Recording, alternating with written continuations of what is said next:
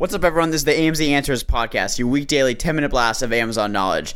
Double your sales with Facebook marketing, part 1, episode number 27.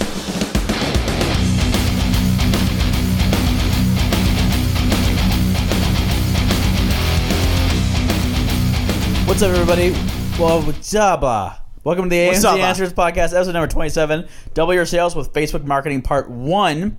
Guys, if you haven't already, join the Facebook group. You have direct access to us there. If you want to ask any question, we're right there. Ask us. Join the Facebook group. It's Amazon Answers Community. Noah, what is a gripe that you have? A gripe that I have? Yeah. I have a gripe. Your unicorn slippers, when I wear them, the horn sticks into my shin. Mm-hmm.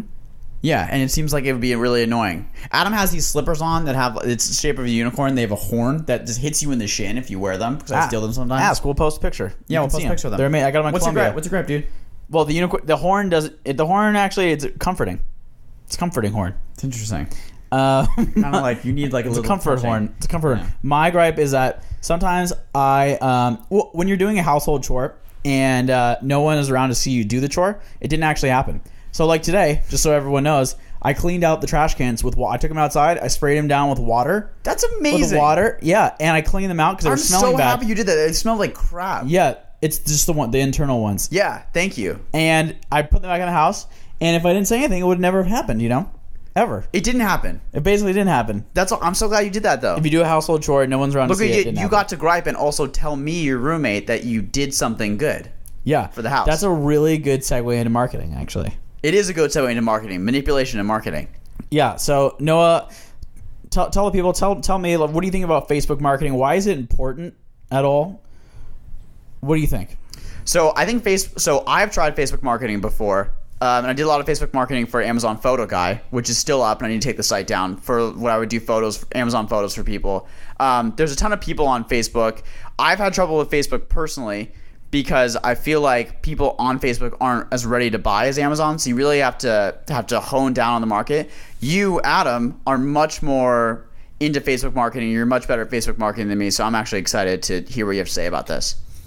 Okay, well, since this is, we're friends here. We're brothers, friends. You can ask me questions if you want, and then therefore I can give you an answer. If I have a product, yeah, okay, how can I use Facebook marketing? Thanks for asking, Noah. Double my sales. Thanks for asking, Noah. I'm gonna start at the beginning. Actually, why is Facebook marketing important? Well, it's really important because I think it's still the number one tool in any advertiser's toolkit. Basically, how do people use it? Because you can use Facebook marketing to target anyone very, very specifically, and everyone uses Facebook. That's why it's better than Google, I feel. So it's not going anywhere. If you have Facebook marketing skills, you can use them for other businesses too. So that's my intro. Now, what do you want to know? If I was listening to the spot, I'd be like, how the hell do I do it for my products? How do you do it for your products? Upset. Yeah. All right. So in part 1, we're going to go into setting up a page and setting up a group. So for your product, for your brand, say your brand was Tape Guy, you're going to set up a business page on Facebook because you cannot run ads on a group. You can only run ads on a page, a business page. You just lose our tape measure example. Yeah. Snail measure, if you listen to the last episode. Snail measure guy page. So I'm not going to go over the details of making a page. It's pretty intuitive on there. You can click around and find it. Create a page. And then once you've created your page, you're going to add a description. And then once you've added the description, you're going to put in a banner, put in an image and everything. And then you can start posting about your products.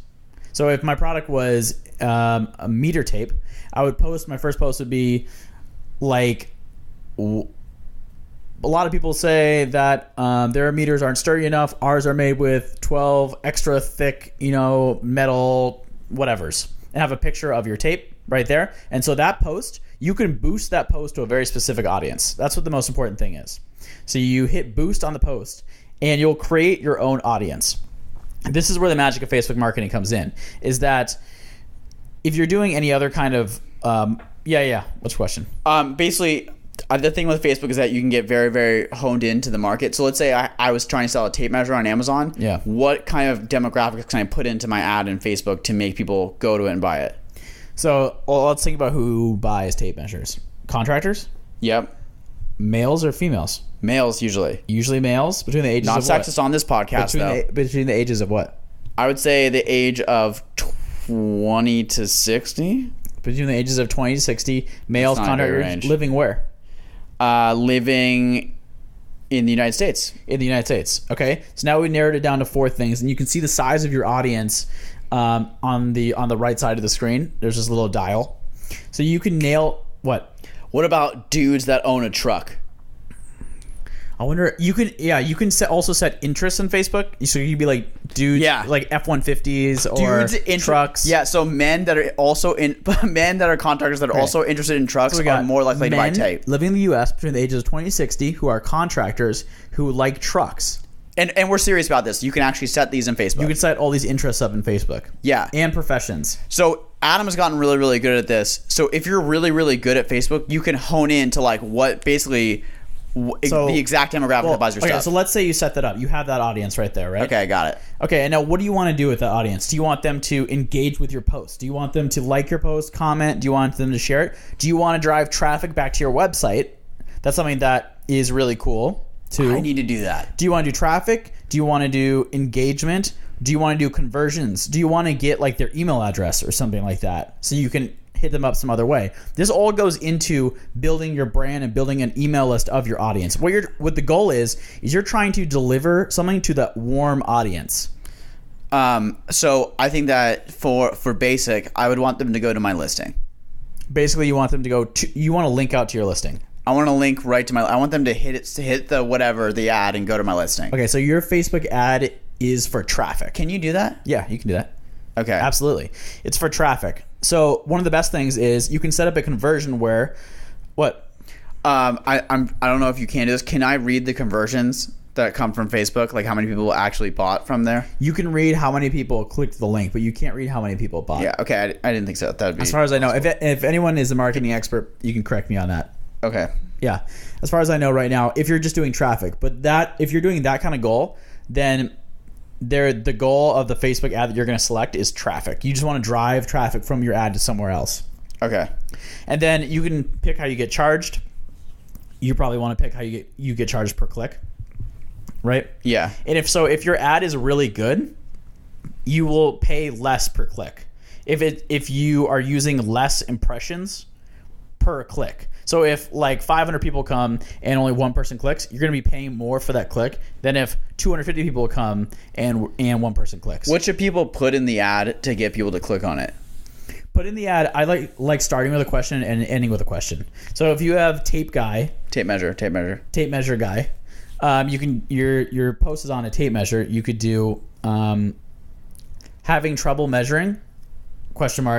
Our product, is extra thick, and it's like 36 feet long. And then at the bottom, you can say like, what will you measure now? Or something like that. It gets them thinking. The point of the question is it gets them thinking about your product in their head, even if it's a stupid question. What's a likely cost per click that I would incur for this kind of ad? A good cost per click really is anything below $1 is really good. But I've had products before that were at 15 cents.